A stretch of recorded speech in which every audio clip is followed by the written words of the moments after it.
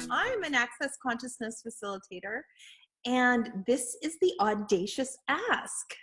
And what is the Audacious Ask, you ask yourself? Well, one of the things that I've noticed is we have been programmed or conditioned to ask for way less than what's exciting for us, way less than, you know, what we can like get fired up about. It's just like, oh, well, you know, I'd like to create for this next bill. Like, oh, what would it be like if I had enough money to pay my rent? Or what would it be like if I just had enough money to pay for my kids' tuition? Or, you know, like maybe we could go on a vacation if we're lucky.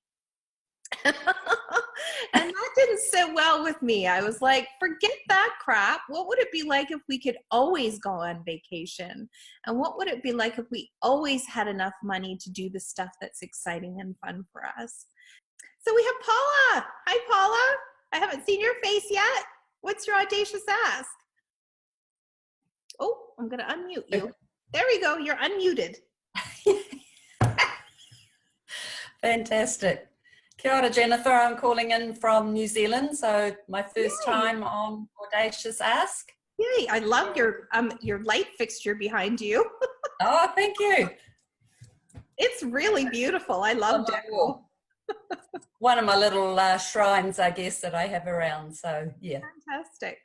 Fantastic. So if you could ask for anything to show up, no matter what it is, what would it be? Wow. So what I have been pondering on and working through is next steps in career or business actualization, and I bring myself a lot to that, so I'm personally quite involved in that, so it's quite precious for me, I guess. Nice. Nice. Yeah. Nice. So how am I showing up in my world, and how do I want to be and to bring myself to a workplace or work forum, however that might be. Cool. Cool. And so thinking about everything you've ever done for money in this lifetime or any other lifetime, what's the coolest thing that you've ever been paid for?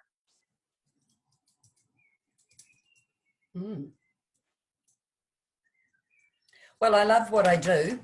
So a couple of things went through my mind is working with people, being with people. One of the coolest things I ever did was work for Club Mediterrane, which is a holiday resort. So that was nice. Yeah, it was fun, funky, you know, beautiful beaches and great environment. And okay, so check and see where that shows up in your body, where you're thinking about what you did for them. Okay, where's that showing up? Mostly the heart, a little bit of the front of the gut. Yeah. Nice, nice. So solar plexus and heart then? Mm-hmm. Okay. Maybe a little deeper than solar plexus. Okay. Yeah. So like your Kundalini chakras? Yeah. So creative and heart. Yeah. Nice. I love that. So if you could choose a business going forward, those would be the things that I would be asking for to show up. It's like, how can I get paid really well to use loving what I do and loving the people, and then also a huge creative capacity?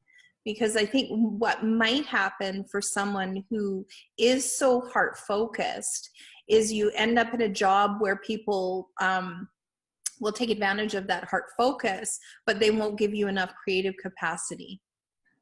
So that's something. What have you experienced that, yeah, what are you really asking for? It feels like there's another question underneath. So I'm self-employed, and I have been for a number of years, and I love what I do. I'm a coach, a trainer, and a consultant. Yeah. And I get to manifest that. In what capacity? For business or health? Communications. I work with people at personal coaching level. So what you were talking about earlier with Suzanne really resonates with me a lot, about the body, mind, and tapping into, you know, being more grounded in their own inner intelligence in a personal frame.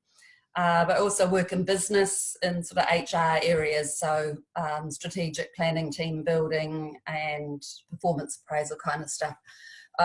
and I'm a trustee on a couple of community organisations. So I really enjoy working at that management governance level as well. I love the oversight and the ability to influence organisations usefully and positively. Cool. And so thinking about your working with people versus working with business, ideally, what would the ratio be for you? Between the two? Yeah, ask your body.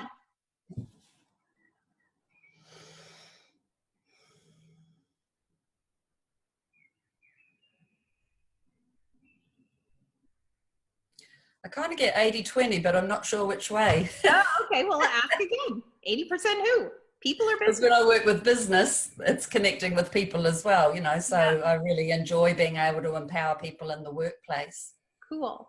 Yeah. Cool. And what are you not creating that you would like to have show up right now? Feeling like, so the last 2 years I've really been, sorry. Yeah, that's your real question. What's that? So the last 2 years I've been rebuilding my life. Mm-hmm. After separating unexpectedly from my husband of 23 years. And so I've taken the last 2 years to really work on myself and done a lot of healing. And feeling really ready now to start expanding again out into the wider world and bringing my resources and contributions to the world, and you know, I vibe off that, so that's really good. It's a question of how, and I've relocated from a small town to Auckland, which is our largest city in New Zealand. Yep. And a little bit, and I really totally feel this is the right place for me to be right now. Yeah, on the other hand, it kind of feels like playing on the freeway when I'm been used to country roads, you know. Yeah. Cool. I have recognition in the provinces where I've done a lot of my work, and I have good reputation, and so that opens doors and generates work. But I'm feeling like that's keeping me away from what I need to be doing for now and going forward. So how do I bring myself to this wider world? And, you know, I guess that brings up vulnerability, because to my mind so far, that means putting myself out there into new contexts, new environments, and not being sure of risk, I guess. I love it. I love it. So maybe you'll notice when you watch this again, Paula, you allowed yourself to be vulnerable for probably 3 seconds. That long? 3 whole seconds, 3 Mississippis. I'm not really sure how they do it in Australia or New Zealand. It's probably 1 Malulaba, 2 Malulaba. So let's have a look at that. So what is being vulnerable to you? No right answer. What does it mean for me? Being vulnerable is being willing to express your true self. Okay. That's pretty academic. Put your hand on your heart. Tell me what your body has to say.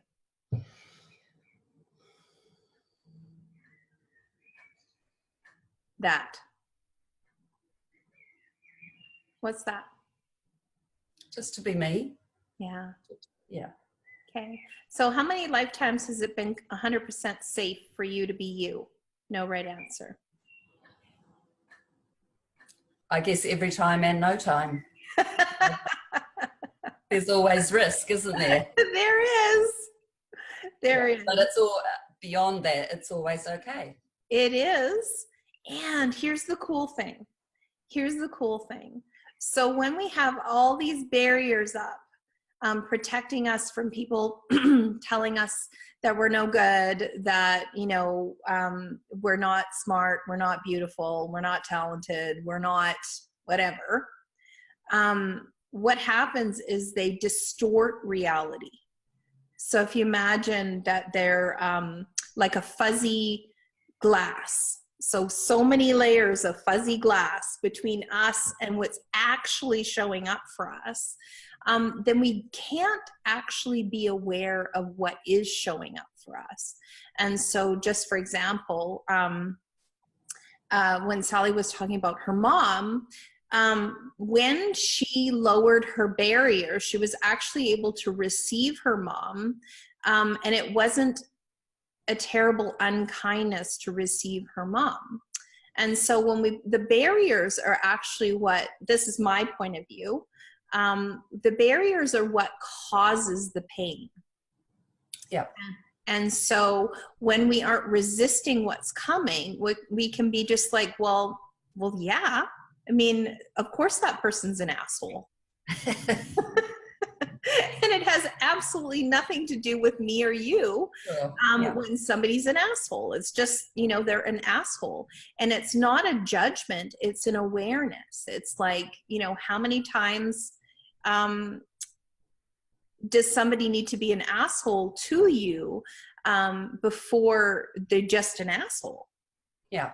Do you know what I mean? I mean, there's only so many low blood sugar moments that people are allowed to have.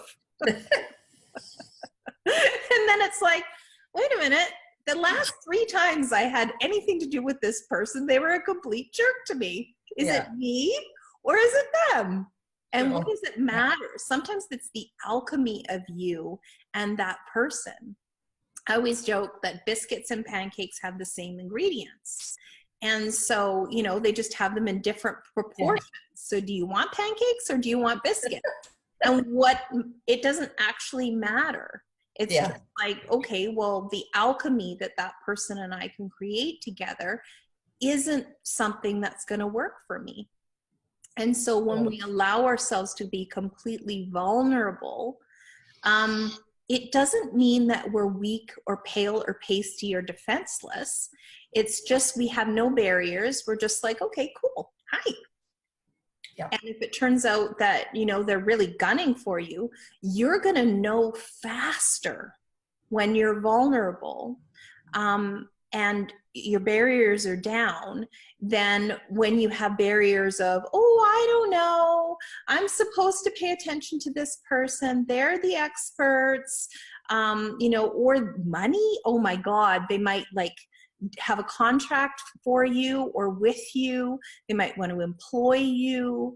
You know, so if you're willing to just be like, hey, hi, with no barriers with people and be completely vulnerable, I wonder what could happen. Yeah. So let's tap into your body. Let's play with the vulnerability and see if we can turn it up a little bit and peel off some of the layers of who you are with vulnerability. So who are you with regards to vulnerability? No right or wrong answer. So where I went and my body was too small child. Okay. How old? Maybe 5 or 6 maybe. Okay. And so everything that is, everywhere that's locked into your body, in any lifetime, that vulnerability means you're a child, or that children are vulnerable. Will you destroy and uncreate it? You're inviting me to do that? Yes, I'd love you to. You think you can?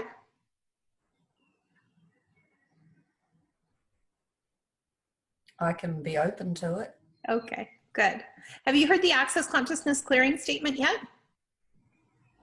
I don't think so. Okay, so I'm going to say it, and then I'm going to invite you after you hear it to see if you feel different. Okay. It's good and bad, right and wrong, pot and pock, all 9, boys, shorts, and beyonds. And so what that does is it goes to the source point of where that limitation or point of view went into your body, and it begins to break it apart. There's more on that at theclearingstatement.com. And it's a piece of sort of energetic technology that Access Consciousness uses to assist bodies. It also assists with just sort of, we have these points of view, like somebody will say something about you at 4 or 5 or 6 or something around you, and you don't have the cognitive resonance to be able to say, oh, well, fuck you. So children are actually naturally egocentric anyways. They think it's their job to fix stuff, and they think that everything that's happening around them has to do with them. Yeah, so this starts to break that apart. Fantastic. Yeah, yeah. So let's go back to that 4 or 5 or 6-year-old. Okay. Hi. Hi. Say hi to that little person. Hi. Hi. Okay, there we go. All right. Anything anybody projected at you that you needed to be tough or strong, you needed to take care of stuff that wasn't your business, that you needed to take care of yourself, that you needed to be strong, that you needed to take care of stuff that wasn't your business? Will you just let it go? Okay? Good and bad, right and wrong, pod and pock, all 9 boys, shorts and beyonds.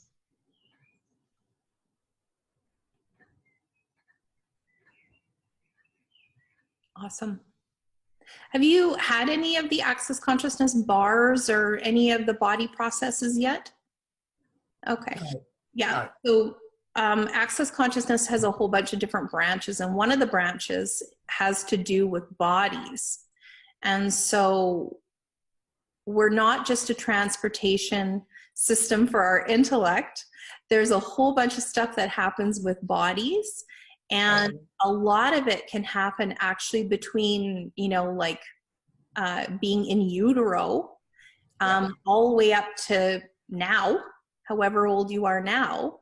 And what can happen is if we have a series of traumatic events that happen like this, and we don't have, you know, a way to talk about it or a way to release it, then it gets stored in the body as trauma. Yeah. And trauma can be something like, you know, your mom was just a bitch to you on the wrong day, or trauma can be, you know, real long-term abuse.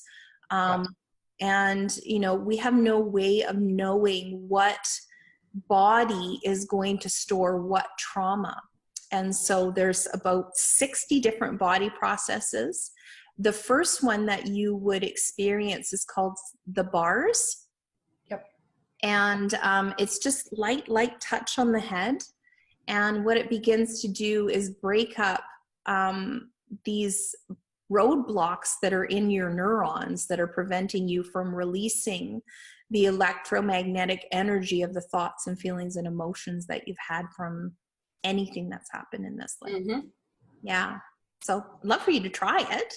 Fantastic. And, yeah, come back any old time. Thank you so much. I hope you feel better. Thanks, Jennifer. I definitely will. My pleasure, Paula. Okay. Bye. Bye-bye. Well, that's been our hour, everybody. So how does it get any better than that? I am off for the next 2 weeks because I am going to be in Australia, in Melbourne. Starting on the Saturday, I have a class on Saturday night. And then on Sunday and Monday nights, I have a class as well. And then Sunday, Monday, Tuesday, Wednesday, I have the Access Consciousness Foundation there, which is an amazing class. Yeah, so if anybody wants to join me there, I would absolutely love it. And yeah, see you on the 18th. Ciao, guys.